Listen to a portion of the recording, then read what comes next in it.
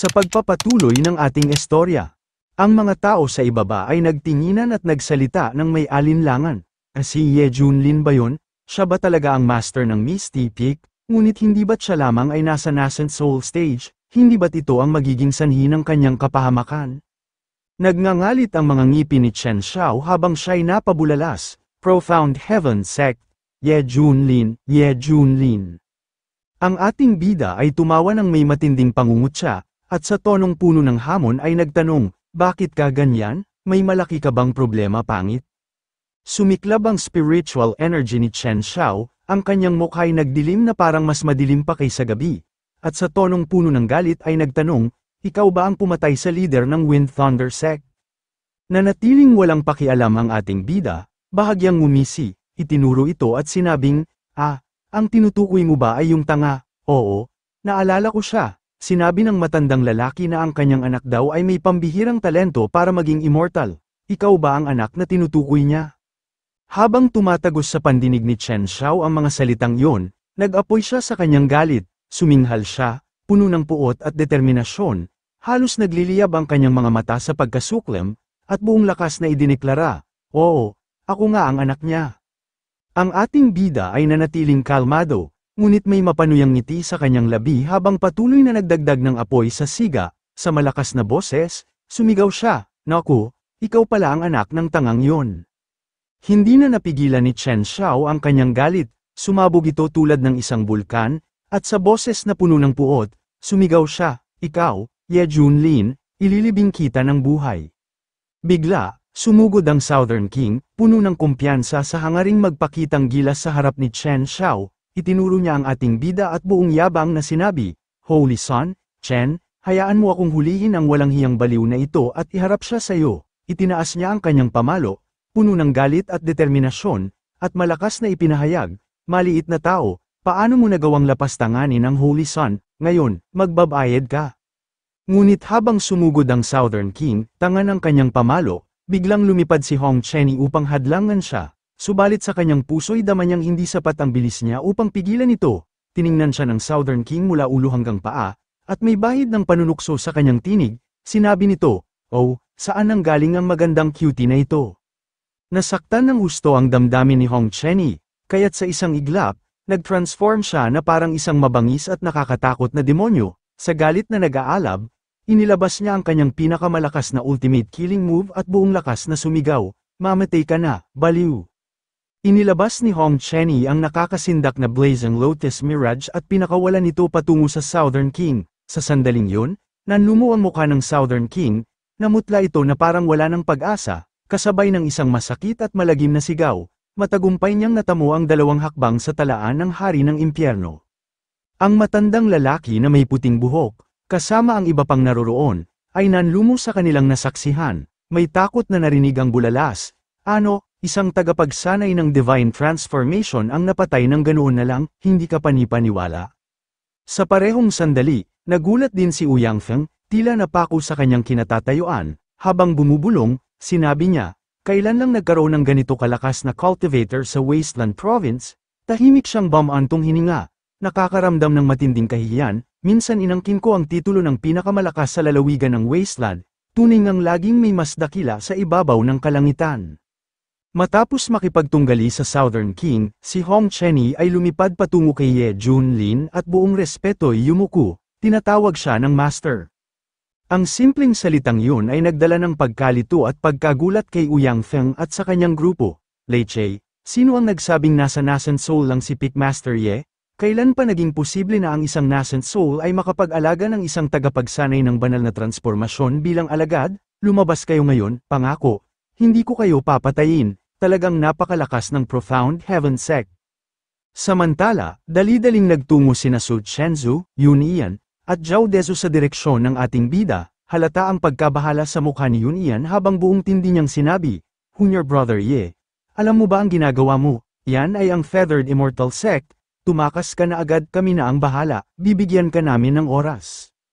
Sumang-ayon din si Zhao Dezu, tumango habang may bahagyang kaba sa kanyang tinig. Tama yan, ang Profound Heaven Sect ay nangangailangan lamang ng isang pagkakataon upang baligtarin ang sitwasyon, hindi maaaring may mangyari sa iyo dito, hindi ngayon.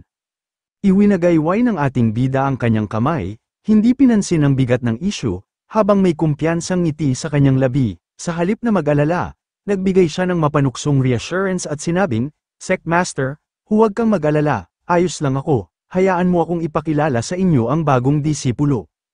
Pagkatapos niyang magsalita, biglang lumitaw ang batang babae na si Linga, nakasakay sa isang ulap na kumikislap sa liwanag, sa boses na puno ng kasiyahan at enerhiya, masigla niyang sinabi, si Zhao Linga ay bumabati sa inyong lahat, mga maginoo.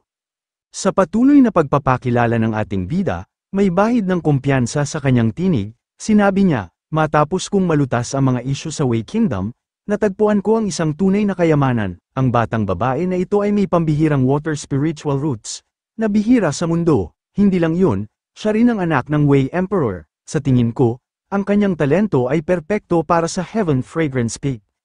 Sa isang mabilis at eleganteng galaw, lumipad si Zhao Linga at magalang na yumuko sa harap ni Su Chenzu, buong paggalang niyang sinabi, si Zhao Linga ay bumabati sa Master. Hindi mapigil ang ngumiti si Su Chenzu habang lihim niyang iniisip, ang babaeng ito, nag-uumapaw ang kanyang presensya sa espiritual na enerhiya. Samantala, muling umalingaw-ngaw ang boses mula sa lumilipad na barko, puno ng galit at puot, sa malakas na sigaw, sinabi ni Chen Xiao, huwag ninyong maliitin ang sinuman, si Ye Junlin, pati na ang lahat ng tao mula sa Profound Heaven Sect, ay magbabayad para sa buhay ng aking ama, Ye Junlin, lumapit ka rito at harapin ang iyong kamatayan. Ang ating bida ay nanatiling walang pakialam sa galit ni Chen Xiao, at diretsyong sumagot ng walang pag-aalinlangan, makikipaglaban sa'yo, hindi mo pa nararating ang antas para doon, Little Hong, turuan mo siya kung paano maging tao. Nang marinig ang kanyang pangalan, nag-apoy sa galit si Hong Chenny, nagngangalit ang mga ngipin habang tahimik niyang iniisip, bakit siya kumikilos na parang isa lang akong asong tagapagbantay? Sa kabila ng umuusok na damdamin, pinigilan niya ang sarili at hindi nang ahas sumuway, sa isang mabilis na galaw, lumipad siya patungo sa spaceship. Humalakhak ng malakas si Chen Xiao habang papalapit si Hong Chenny, ang kanyang mga matay puno ng panunuya. Ano?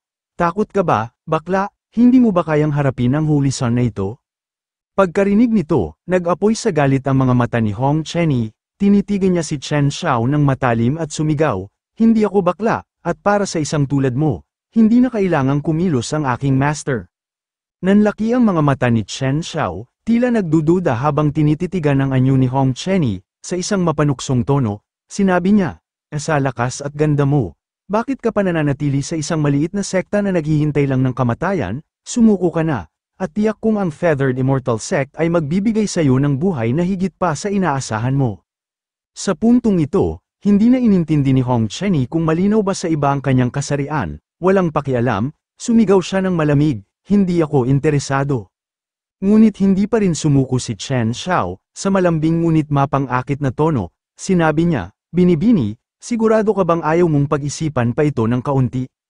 Sa isang mabilis at matalas na psychological attack, tumitig si Hong Chenny kay Chen Xiao at walang pag-aalinlangang sinabi, ang aking master ay hindi kailanman nagkakamali, ang iyong ama ay isang tanga, at ikaw, mas malala pa.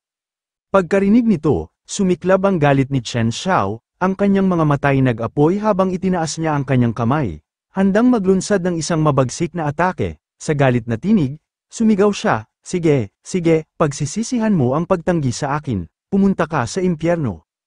Ang mabagsik na galaw ni Chen Xiao ay dumiretso kay Hong Chenny, ngunit hindi kailanman dapat maliitin ang kakayahan ni Hong Chenny, sa isang iglap, inilunsad niya ang kanyang meteor fire technique, isang makapangyarihang atake na direktang humarap sa galaw ni Chen Xiao, sa isang saglit, ang lakas ni Chen Xiao ay lubos na napangibabawan. Ganito ba kadaling sirain ang aking teknik? Bulalas ni Chen Xiao, ang gulat at pagkadismaya ay kitang-kita sa kanyang mukha. Ngumiti ng bahagya si Hong Chenny, na tila may hindi maipaliwanag na kumpiyansa, at tumugon, iyon na ba ang lahat?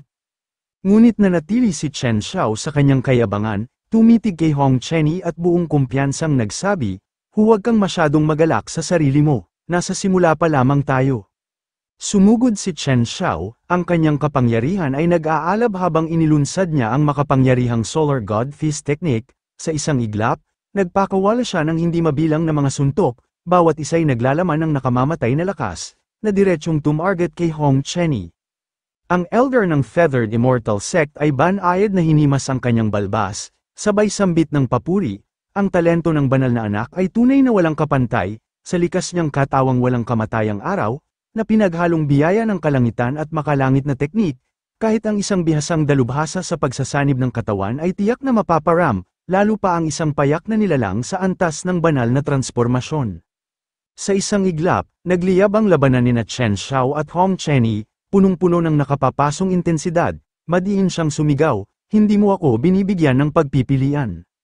Ang grupo ni Ouyang Feng ay umatras sa gitna ng matinding takot dahil sa nakabibinging presyon, isang ngiti ng tagumpay ang gumuhit sa mukha ni Chen Xiao, subalit, habang unti-unting napaparam ang manipis na ulap ng puting usok, nanatiling tahimik at walang bakas ng pagkabahala si Hong Chenny, na nakapaloob sa isang dambuhalang bulaklak na hinubog mula sa nag-aalab na qi.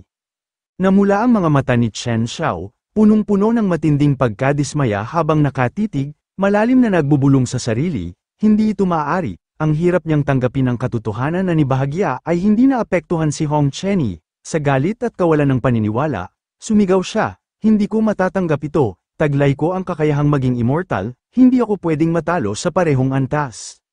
Parang nawawala sa sariling katinoan, sumugod si Chen Xiao ng buong galit, ngunit si Hong Chenny ay nanatili lamang sa kanyang lugar, malamig na tumingin at suminghal, isang pangit na polaka na nakakulong sa ilalim ng balon. Sa parehong sandali, sa biglang pagdagsa ng puot, bumulwak ang mga iniisip ni Hong Chenny, ang lahat ng pait at hinanakit na tiniis ko mula kay Ye Junlin. Ngayon ikaw ang tatanggap, ipamamalas ko sa iyo kung ano ang tunay na kahihiyan. Sa bawat galit na atake ni Chen Xiao, madali itong iniwasan ni Hong Chenny na parang isang sayaw ng hangin, ngunit hindi siya nag-aksaya ng pagkakataon, sa halip, mabilis niyang sinuklian ang ilang malalakas na sampal sa mukha, na parang isang paalala kung sino ang tunay na may kontrol. Paulit-ulit na nasampal si Chen Xiao, habang ang kanyang isipan ay nalilito sa kawalan ng sagot, bakit ang mga atake ko'y parang nawawala, tulad ng kamao laban sa bulak, walang bakas ng epekto, talaga bang mas mahina ako kaysa sa kanya? Hawak ni Chen Xiao ang kanyang bagbog na mukha, namumula sa galit at pagkabigla, nagsalita ng may halong pagdududa at inggit, hindi kailanman ako nakaranas ng ganitong uri ng labanan, kahit sa Feathered Immortal Sect, paano nagkaroon ng alagad na tulad niya ang isang sekta na ganito? Dahil taos puso niyang gustong malaman, ngumiti si Hong Chenny ng may bahid ng panunuya at diretsahang sinabi, dahil masyado kang mahina, tanga. Ang elder ng Feathered Immortal Sect, na tahimik na nakatayo sa likuran, ay patuloy na nag-uumapaw sa papuri, banal na anak, huwag kang mag-alinlangan sa sarili mo. Ikaw ang ipinunla ng tadhana, ang henyo ng Feathered Immortal Sect, itinakdang umakyat sa tugatog ng kadakilaan. Sa sandaling marinig ang mga salitang yon, nagsimula si Chen Xiao na magpalakas ng loob, pilit na kinukumbinsi ang sarili, ako ang banal na anak, ang henyo ng mga immortal, may kakayahang abutin ang walang hanggan, biglang bumuga siya ng matinding enerhiya na nagbigay buhay sa paligid, sa isang sigaw na puno ng tapang, nagdeklarar siya, hindi pa tapos ang laban, Solar Saint Body. Ilantad mo ang iyong kapangyarihan. Kasabay ng paglabas ng kanyang pinahusay na bersyon ng Solar Eclipse, isang Sovereign-tier Divine Art, isang nag-aalab na bugso ng enerhiya ang ibinato ni Chen Xiao patungo kay Hong Chenny, sa isang sigaw na puno ng galit at determinasyon, sumambulat ang kanyang mga salita, mamatay ka na. Kasabay nito, mahigpit na itinikom ni Hong Chenny ang kanyang mga kamay, pinakawalan ang di masukat na kapangyarihan na tila nanginginig ang hangin sa paligid. Sa magaan na tinig na may halong matinding paghamak, sinabi niya, mga larong pambata, ngayon, hayaan mong ipakita ko sa iyo kung ano ang tunay na anyo ng pagiging walang kapantay sa loob ng isang domain. Inangat ni Hong Chenny ang kanyang kamay, at sa isang kisap mata, isang naglalagablab na bugso ng apoy ang sumiklab, isang nagngangalit na buhawi na nagtataglay ng walang kapantay na kapangyarihan. Ang apoy ay humihiyaw ng enerhiyang kayang tupukin ang kalangitan at pakuluan ang pinakamalawak na karagatan. Sa isang bagsik na kilos, pinakawalan niya ang kanyang pinakamalakas na atake, ang Seven-Colored Flaming Inferno, isang rumaragasang halimaw ng apoy na tumutugis sa umaatakeng lakas ni Chen Xiao. Sa huling sagupaan ng dalawang makapangyarihang puwersa, ang buong kalangitan ay tila nagkapira-piraso, punit na punit mula sa pagputok ng napakalakas na enerhiya. Ang pagsabog ay bumalot sa espasyo, nag-iiwan ng kakaibang presensya na tila para lamang sa mga Diyos. Samantala, sila Ouyang Feng, habang pinagmamasdan ang nakakatakot na tagpo ay marahang bamulong, ang kanyang puso ay puno ng pagkalito. Ang ganitong kapangyarihan, para lamang ba talaga sa mga Diyos, sa kabila ng kanyang lakas, ang pakiramdam niya ay tila isa lamang siyang impostor na nakatayo sa gitna ng mga tunay na makapangyarihan. Habang unti-unting naglalaho ang nagngangalit na shockwave sa taas, isang duguan at gusot na figure ang dahan-daang bumagsak mula sa langit. Ang kanyang buhok ay magulo, parang nilipad ng malupit na hangin ng pagkatalo, ang kanyang mga mata ay walang laman, isang tagos pusong kawalan na naghahayag ng isang lubos na pagkatalo, ang liwanag ng pag-asa na dati nagniningning sa kanyang mga mata ay tuluyan ng naglaho. Si Chen Xiao, isang mandirigmang minsang pinupuri, ay natalo, hindi lamang sa laban ng lakas, ngunit pati na rin sa kanyang puso, ang kanyang espiritu, na minsang maapoy at matatag, ay tuluyang bumagsak sa pagkabigo.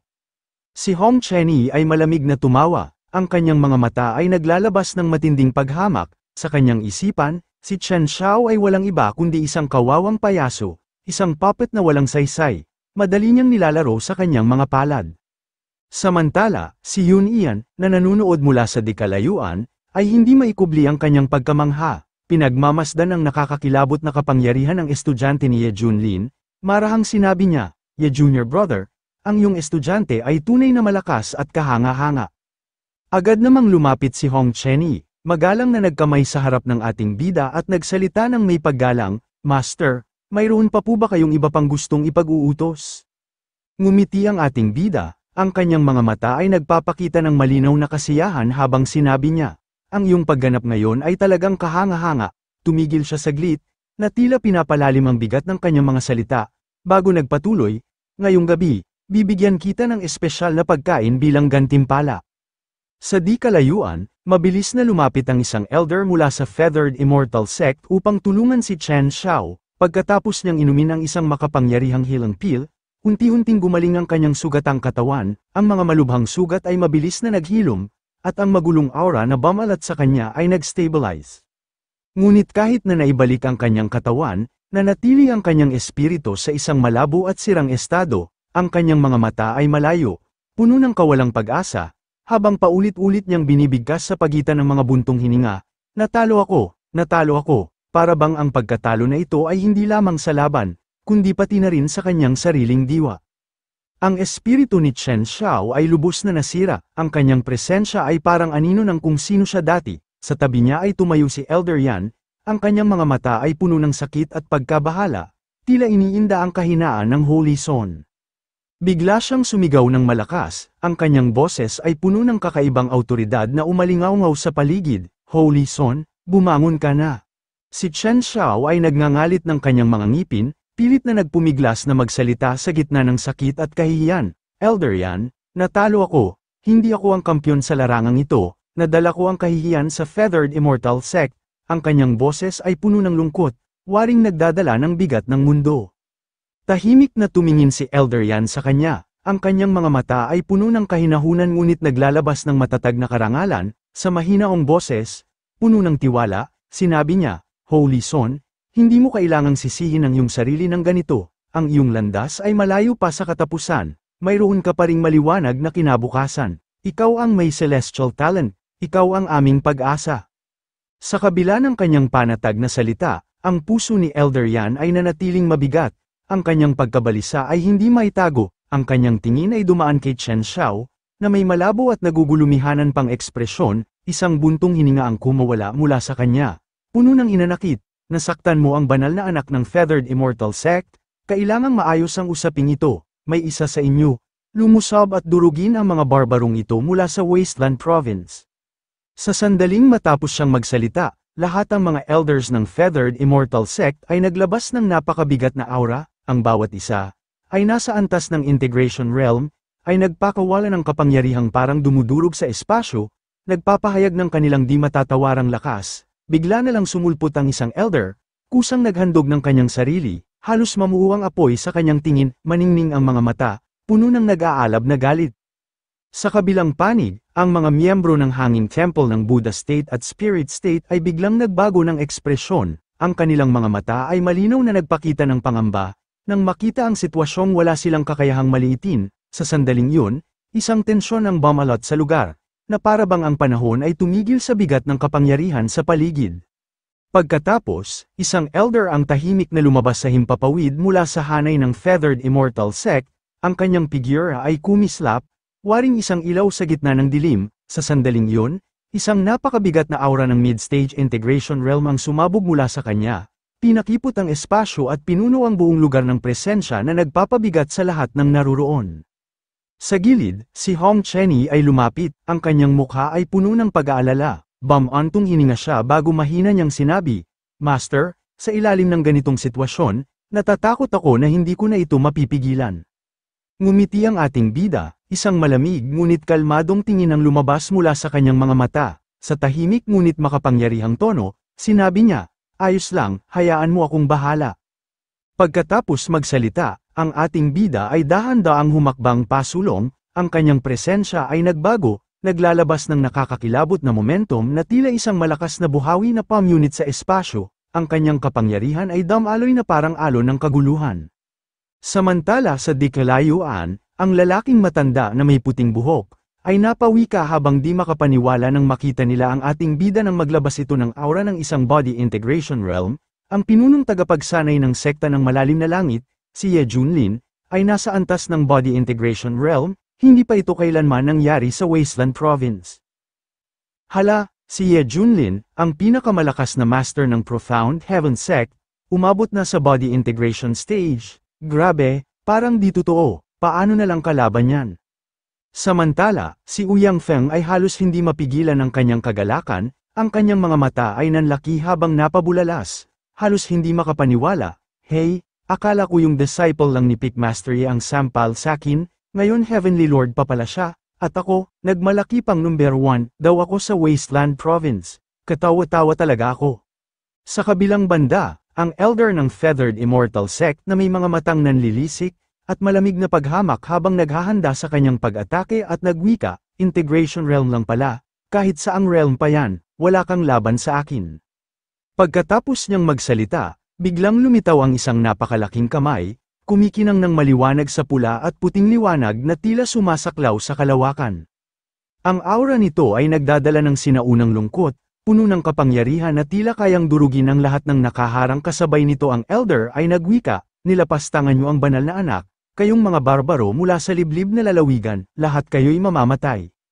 Pagkatapos, ang kamay ay ibinagsak ng direkta patungo sa ating bida, ngunit, sa kabila ng nakakatakot na presensya ng pag-atake, siya ay nanatiling nakatayo, hindi kumukurap, ang kanyang ekspresyon ay kalmado, walang bahid ng pag-aalala. Sa dahan-daang kilos, iniangat niya ang kanyang kamay at tinapak ang malaking liwanag gamit lamang ang isang daliri, waring isang katawa-tawang laro para sa kanya. Boom! Ang malaking kamay ay agad na nagkawatak-watak sa walang bilang na piraso ng liwanag na nagkalat sa kalawakan, tila mga bituin na nawalan ng liwanag. Ang elder ng Immortal Sect ay napatingin, ang kanyang mga mata ay nanlaki sa pagkagulat, isang malamig na kaba ang biglang bumalat sa kanyang puso, isang masamang pakiramdam na hindi niya maipaliwanag, ngunit bago pa siya makagawa ng anumang hakbang, isang figure ang misteryosong lumitaw sa kanyang kiliran, nagdadala ng presensya na mas mabigat at mas nakakakilabot kaysa sa anumang kanyang nasaksihan. Walang pag-alinlangan, ang bida ay nagpakawala ng spinning heel kick na tila nag-slice sa espasyo mismo, ang impact ay naglabas ng golden energy wave, sumira sa lahat ng nakaharang, at ang kalaban ay napaurong ng may dugo sa bibig. Isang hiyaw ng kawalang magawa ang kumawala mula sa elder, na walang pagkakataong gumamit ng body movement, protective talismans, o anumang teknik para makaligtas. Sa isang galaw lamang ng ating bida, siya ay pinadala na kay San Pedro. Pagkatapos, dahan-daang tinapik ng ating bida ang kanyang mga daliri. Ang kanyang pilak na buhok ay lumilipad sa hangin, nagbibigay sa kanya ng presensyang kakaiba. Ang sulok ng kanyang mga labi ay kumerba sa isang mapang uyam ng ngiti habang marahang sinabi, "Iyan lang ba ang kaya mo?" Ang ating bida, na nagtataglay ng isang supreme bone, ay nagpakita ng kapangyarihang hindi maabot ng karaniwang cultivator, kahit na hindi gumagamit ng anumang magical talent, ang lakas niya sa close combat ay nananatiling napakalakas, nagbibigay ng takot sa sinumang haamon sa kanya. Ang mukha ni Elder Yan ay nagdilim na parang puwet ng palayok, bumalat sa kanya ang galit at paghihirap. Sumigaw siya ng may matinding awtoridad, "Lahat, atakihin siya, patayin siya. Sa sandaling matapos ang kanyang utos, ang natitirang 6 na mga elders ay agad kumilos, ang presensya ng bawat isa ay bumalat sa paligid. Ang kanilang kapangyarihan, na nasa body integration realm, ay nagdagdag ng tensyon at takot sa hangin. Sa parehong antas ni Ye Junlin, ang kanilang mga teknik ay sabay-sabay na inilunsad, naglalabas ng nakakakilabot na enerhiya, ang kanilang mga galaw ay pumaligid sa kanya. Tila isang bitag na ginawa upang ganap na wasakin ang ating bida.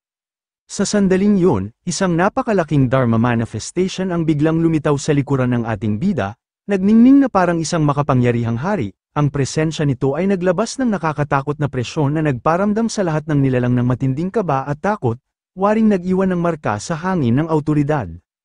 Human King Seal, ang sigaw ay dumagundong sa espasyo habang dahan-daang itinataas ng ating bida ang kanyang kamay. Sa isang iglap, isang palad strike ang malakas na inilabas. Ang kapangyarihan nito ay sumabog na parang isang galit na alon, ang kamay ay diretsyong lumaban sa mga pinagsamang atake ng 6 na elders sa integration realm, nagpapakita ng lakas na tila hindi matatawaran. Ilang elders ay agad dumura ng sariwang dugo, ang kanilang mga katawan ay nanginginig na parang tinamaan ng kidlat, waring ang kanilang mga diwa ay natupok ng nakakawasak na puwersa. Isang tao mula sa grupo ang napasigaw, ang boses ay puno ng takot at paghanga. Anong klaseng talento ito? Paano kayang mas mataas ang talentong ito kaysa sa lahat ng talento ng Feathered Immortal Sect? Ang lakas ng batang ito, napakalakas. Lahat, gamitin ang magic tools upang mapigilan siya. Ang sigaw ng isang elder ay waring nag-utos sa buong kalangitan. Sa sandaling yun, ang natitirang mga elders ay kumilos ng sabay-sabay, inilabas ang kanilang mga magic weapons, naglalabas ng nakakakilabot na enerhiya, ang bawat pagsabog ay tila din obol o pinatriple ang kanilang momentum, waring mga mabangis na tigre na walang habas na sumasalakay kay Ye Junlin, determinado na wasakin ang hindi matitinag na mandirigma. Ngunit kahit sa harap ng matinding presyon, ang ating bida ay nanatiling walang tinag, ang kanyang presensya ay parang matibay na pader na hindi kayang sirain ng kahit ano. Samantala, sa ibaba, ang iba't ibang puwersa ay tahimik na umaasa na si Ye Junlin ay tuluyan ng mamamatay. Sa kanilang mga mata, ang Wasteland Province ay wala kundi isang primitibong lugar, halos walang kakayahan at hindi karapat-dapat sa anumang pagkilala. Paano kaya naging posible na ang mga cultivator mula roon ay nagtataglay ng ganitong kapangyarihan, na naglakas loob pang lumaban sa makapangyarihang Feathered Immortal Sect?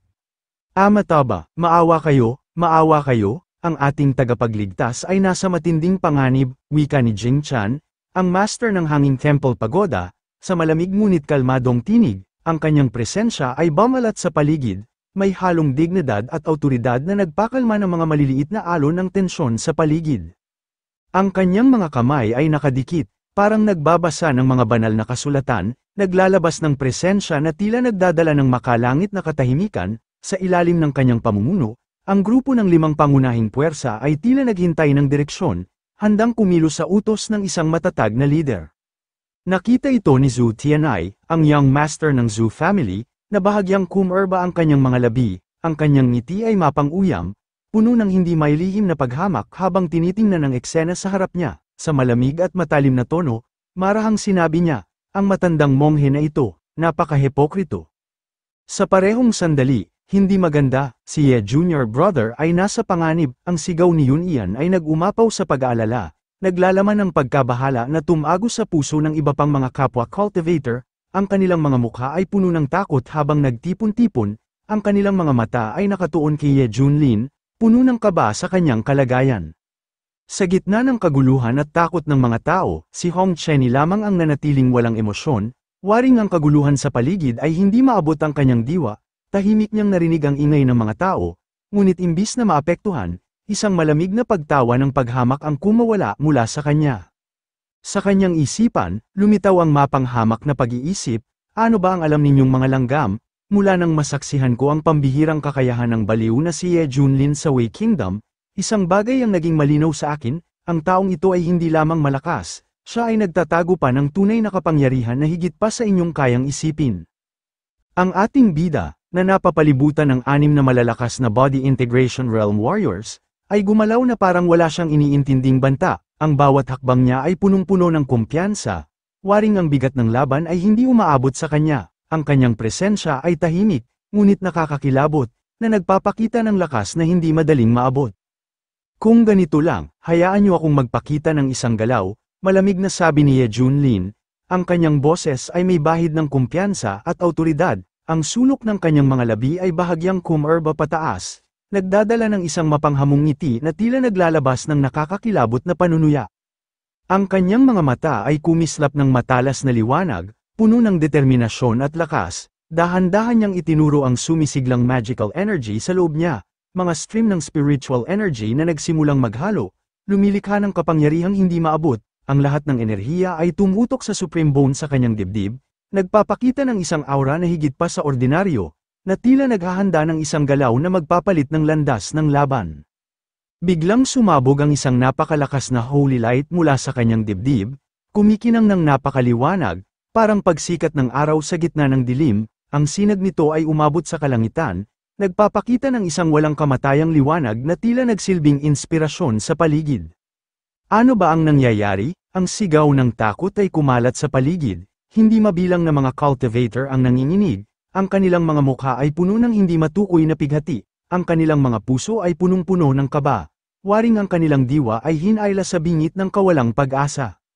Boom, mula sa dibdib ng ating bida ay sumiklab ang isang nakakasilaw na divine light, parang bituing pumutok sa kalangitan, ang liwanag nito'y tila nakikipag-usap sa langit at lupa, nagbibigay ng aura na nagpatahimik at nagpatindig sa takot ng kalawakan. Ito ang mahiwagang talento ng Divine Tribulation Light, isang kapangyarihang makalangit na hindi kayang labanan. Nang walang pag-aalinlangan, pinakawalan nito ng ating bida patungo sa 6 na elders ng Feathered Immortal Sect. Sa unang saglit pa lang, ang liwanag ay tumagos sa kanilang mga protection, parang salamin na nagkakrak sa ilalim ng matinding presyon. Hindi ito ang kapangyarihan ng langit, sigaw ng isa sa mga elder, habang naglaho ang kanilang pag-asa sa harap ng presensyang ito. Sa gitna ng kaguluhan, ang 6 na elders ay sumigaw sa takot, "Elder Yan, tulungan mo kami." Ang kanilang mga boses ay nanginginig, puno ng desperasyon na nagpatindi sa tensyon ng eksena. Samantala, si Elder Yan sa loob ng flying ship ay hindi na makapagpigil. Alam niyang kung hindi siya kikilos upang magbigay ng tulong, ang parusa pagbalik sa sect ay tiyak na magiging mabigat. Ang kanyang mukha ay nagbago, puno ng determinasyon habang naghahanda ng isang galaw na maaaring baguhin ang landas ng labanan. Ha! Isang sigaw ng kapangyarihan ang sumabog mula kay Elder Yan, habang ang rurok ng kanyang Integration Realm Cultivation ay umabot sa pinakamataas na antas. Boom! Sa gitna ng himpapawid, isang sinaunang flying pagoda tower ang biglang lumitaw. Naglalabas ng walang katulad na aura, ang presensya nito ay umalingaw-ngaw sa paligid, isang palatandaan ng third grade spiritual energy, isang antas na nagdadala ng di masukat na lakas. Kahit na 2 antas lamang itong mas mataas kaysa sa first grade, ang kapangyarihan nito ay hindi maikukumpara, 1000 beses na mas malakas, waring ang mismong kalawakan ay yumuko sa lakas nito. Dito na nagtatapos ang lahat, mamatay ka na, ang sigaw ni Elder Yan ay dumagundong sa buong kalawakan, habang nagpakawala siya ng napakalakas na enerhiya para atakihin ang ating bida sa likuran. "Ho, dumating ka lang sa tamang oras," malamig na sabi ng ating bida, habang ang sulok ng kanyang mga labi ay bahagyang kumerba sa isang mapanghamong ngiti, ang kanyang presensya ay naglabas ng isang kakaibang awtoridad, waring hinahamon ang kalangitan. Bigla, isang mekanikal na tunog ang umalingaw-ngaw sa kanyang isipan, ina-activate ang passive effect, lalong lumalakas kapag humaharap sa makapangyarihang kalaban, nahaharap ang host sa isang kalabang nasa rurok ng Integration Realm, kaya't automatikong nag-breakthrough ang kanyang cultivation, tumataas ng isang antas, at naabot ang perfection ng Integration Realm. Boom! Sa isang iglap, isang napakalaking aura ang sumabog mula sa ating bida, ang liwanag at kapangyarihan nito ay bumalat sa buong paligid. Waring isang bagyong handang pumatay, ang kanyang cultivation ay tumalon mula sa mid-integration realm patungo sa perfect integration realm, isang pag-usad na waring tumutol sa lahat ng loika, ang kalangitan ay tila yumuko sa lakas na lumalabas sa kanya. Ang mga nakapaligid ay nagulat, nalulunod sa bigat ng kanyang presensya. Ang Divine Tribulation Light, na noong una ay unti-unting humihina, ay biglang sumilay sa isang nakakasilaw na liwanag, ang lakas nito ay dumoble, waring lumakas pa kasabay ng presensya ng ating bida. "Ano, itinatago mo lang pala ang tunay mong antas ng cultivation?" Ang galit sa tinig ni Elder Yan ay nagpakita ng kanyang kawalang katiyakan, nararamdaman niyang kumukulo ang kanyang anit, halos maramdaman niyang dumugo ito sa sobrang puot. Pinakawalan ng ating bida ang Divine Tribulation Light at dumaan na parang isang galit na Diyos ng paghuhusga patungo kay Elder Yan, si Elder Yan na nakaligtas mula sa sakuna, ngunit ang kanyang kaligtasan ay parang isang pagpaparusa. Putol ang isang kamay at puno ng dugo ang kanyang katawan, bawat sugat ay bumabalot sa kanya na tila mga marka ng pagkatalo. Sa sandaling ito, walang mas mahalaga kay Elder Yan kundi ang protektahan ng kanyang buhay. Ang kanyang mga ngipin ay nagngangalit sa sakit ng pagkatalo, ang kanyang mukha ay mapatla na tila nawala na ng pag-asa, at sa wakas ay yumuko siya, inamin ang kawalan ng kanyang lakas sa harap ng ating bida. Senior, ngayon ay aminin namin ang pagkatalo, ang Feathered Immortal Sect ay handang umatras mula sa kompetisyon para sa Secret Realm, sabi niya, ang boses ay nanginginig sa kahihiyan at kawalang pag-asa. Ho, gusto mong pumasok at umalis ng basta-basta, tumawa ng malamig ang ating bida. Ang tunog ng kanyang pagtawa ay waring isang kutsilyo na tumatagos sa dignidad ng elder, sa walang pag-aalinlangan, iniwasiwas niya ang kanyang kamay upang magpakawala ng isang malakas na pag-atake, ang presensya nito ay sumabog sa hangin, naglalabas ng kapangyarihang kayang baguhin ang bawat kahulugan ng digmaan. Si Elder Yan, sa kabila ng kanyang galit, ay naramdaman na parang sasabog ang kanyang ulo sa bigat ng presyong lumalabas mula kay Ye Junlin, ang kanyang mukha ay puno ng puot, at sa isang desperadong sigaw, sinabi niya, hindi ka ba natatakot sa parusa ng Feathered Immortal Sect kung papatayin mo kami? Ngunit biglang, ang kanyang ekspresyon ay nagbago, isang bagay ang naalala niya, waring isang takot mula sa kaibuturan ng kanyang diwa ang lumitaw. Teka, naiintindihan ko na ngayon, lumalabas na si Elder Mu, ay namatay sa iyong mga kamay. Galit na sabi ni Elder Yan, ang kanyang boses ay nanginginig habang napagtanto niya ang kakilakilabot na katotohanan. Tama, isang malamig at walang emosyong tugon mula sa ating bida, na tila nagdadala ng kilabot sa bawat salitang kanyang binibigkas. Kung naisama ko na sila sa kaguluhan, bakit hindi ko na lang tapusin ang ilan pa upang mas lalo pang magulo ang lahat? Kasabay ng kanyang mga salita, isang nakamamanghang atake ang pinakawalan, isang bugso ng kapangyarihang naglalagablab, diretso kay Elder Yan, ang hangin ay tila nagliyab, at ang paligid ay napuno ng tensyon na parang isang bagyong nagbabanta ng pagkawasak. Sa sandaling yun, si Elder Yan ay biglang napanghinaan ng loob, ang kanyang mukha ay maputla, waring nawala na siya ng lakas upang lumaban, sa takot at desperasyon, sumigaw siya, bilisan niyo at ilayo ang Holy Sun, ang sigaw ay naglaman ng paniniwalang naubos na ang kanilang pag-asa laban sa hindi matitinag na presensya ng ating bida. Samantala, ang mga alagad ni Zhu Tianai na nasa spirit state ay napanganga, hindi makapaniwala sa kanilang nakikita. Paano ito nangyari? Isang tagapagsanay mula sa lalawigan ng wasteland ang may kakayahang durugin ang isang elder ng Feathered Immortal Sect gamit lang ang isang kamay. Ang tanawin ay tila bamalat ng kawalang paniwala, ang mga mata ng mga alagad ay nagbigay diin sa kanilang pagkagulat, ang simpleng posibilidad na ito ay tila isang hamon sa mismong loika ng mundo. Samantala, ang young master na si Zhu Chenyi ay nagmuni-muni sa malalim na katahimikan, matapos masaksihan ng pagkalipol ng Feathered Immortal Sect, sa pagbagsak ng mga elder at ang pagwasak sa Dao Heart ni Chen Xiao, malinaw na isang mabigat na dagok sa reputasyon at lakas ng Feathered Immortal Sect ang kanilang kapalaran. Nang walang sinasabi, lihim niyang tinapunan ng tingin ang monghe na si Jin Gon, habang may mapanlinlang ng ngiti ang kumerba sa kanyang mga labi, isang tusong ekspresyon na nagsasabing, ito ang magiging simula ng isang mas napakagulong panahon sa silangang domain.